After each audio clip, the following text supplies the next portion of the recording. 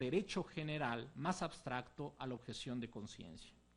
En ocasiones se cree que porque existen estos derechos específicos, se puede hablar de un derecho más general, pero no tiene por qué ser así si los fundamentos son diferentes en cada caso.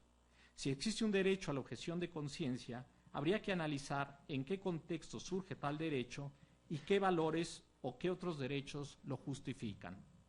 Que una persona sea libre y tenga derecho a creer en algo, o no, no puede implicar que de manera automática se derive un derecho a la objeción de conciencia. Eso nos llevaría al absurdo de que cualquier deber jurídico en una sociedad puede dejarse de lado si hay alguna creencia religiosa o de otro tipo que esté en contra de acatar tal deber.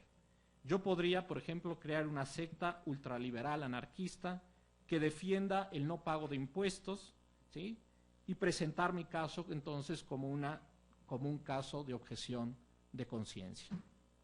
La relación médico-paciente es donde tiene lugar la objeción de conciencia que nos ocupa.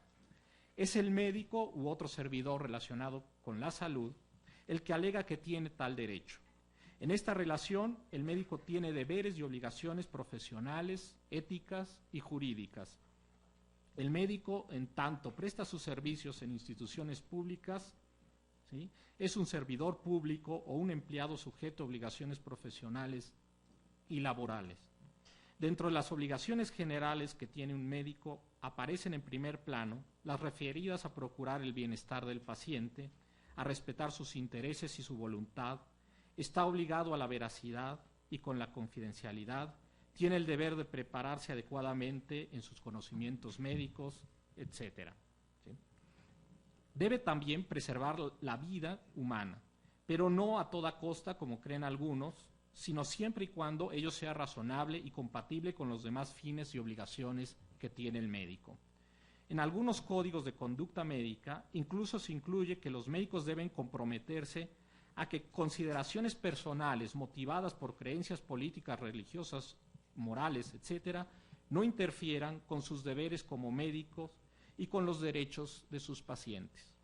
Los médicos juegan un rol especial en una relación donde los derechos y los intereses del paciente tienen prioridad.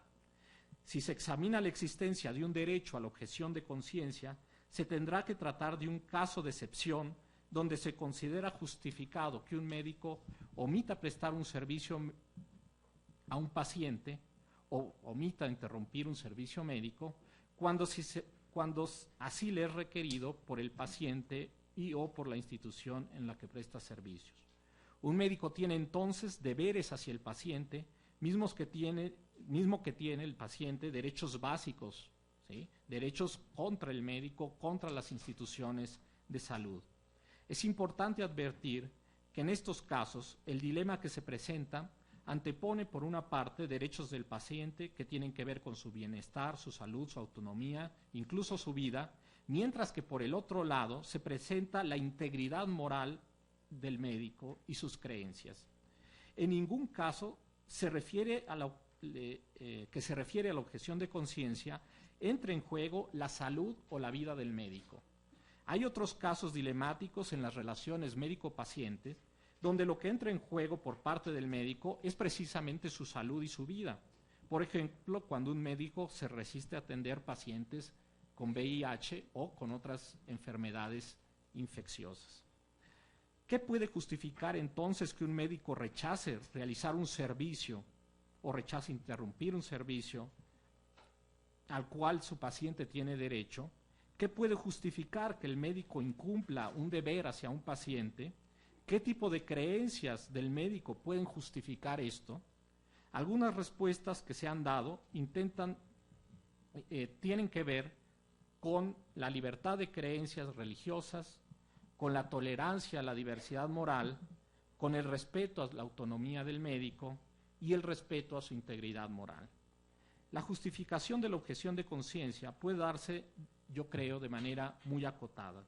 La libertad de creencia y de religión no autoriza a nadie, menos a un médico sujeto a ciertas obligaciones profesionales, a poner en riesgo la vida, la salud y el bienestar de sus pacientes, o anteponer sus intereses y preferencias a las del paciente.